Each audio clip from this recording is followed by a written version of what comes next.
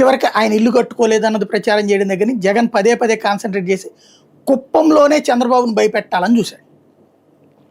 అది చంద్రబాబుకి లోకేష్కి బాగా కాలింది. ఓ రకంగా చెప్పాలంటే బయటకి చెప్పనటువంటి ఒక అనధికారిక ఒప్పందాలు ఇలా మధ్యన ఉంటాయి రాజకీయ నాయకులకి. ఎవరైతే ప్రధాన నాయకులకు సంబంధించిన నియోజకవర్గాలు కెలుక్కోరు, వీళ్ళు విమర్శిస్తుంటారు అంతే. ఇప్పుడు చిరంజీవి ఉన్నప్పుడు పులివెందులు పోలేదా, పవన్ కళ్యాణ్ పులివెందులు పోలేదా, చంద్రబాబు నాయుడు పులివెందులు పోలేదా, జగన్ కుప్పం పోలేదా, జగన్ భీమవరం పోలేదా, లేకపోతే గాజువాకు పోలేదా, పిఠాపురం పోలేదా ఉంటాయి. కానీ అవతల ఉన్నటువంటి ప్రత్యర్థి ఒక పార్టీ అధినేతలు ఉన్నటువంటి ఏరియాల్లోకి వీళ్ళు కెలకరం. జగన్ కెలికేశాడు.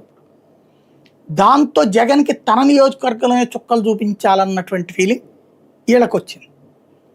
అది ప్రాక్టికల్గా అమలు చేయడం బీటెక్ రవికి అంతకుముందు సతీష్ రెడ్డికి ఎన్నో ఏళ్ళు ఉన్నా ఇవ్వనన్న అవకాశాలు ఇప్పుడు బీటెక్ రవికి ఇస్తున్నారు.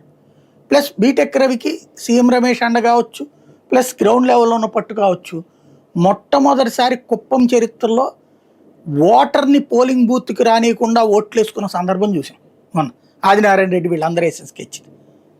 చివరికి బయట నుంచి వచ్చిన వాళ్ళు పులివెందుల్లో ఓట్లు వేయడం, అసలు ఆ ఊళ్ళల్లో అడుగుపెట్టే దమ్మే లేనటువంటి స్టేజ్ నుంచి పోలింగ్ బూత్కి 100 అడుగులు 100 మీటర్లు కాదు, పోలింగ్ బూత్ ఉన్న రోడ్లో కూడా జగన్ ఓటర్లు రానియకుండా తన్ని తరిమేసినటువంటి స్టేజ్లో పోలీసులు మాట విన్నారు ప్రభుత్వానికి అంటే ఆ స్థాయిలో తిరగబడలేకపోవడం ప్రజలు అన్నటువంటి సిచ్యుయేషన్ చూశాక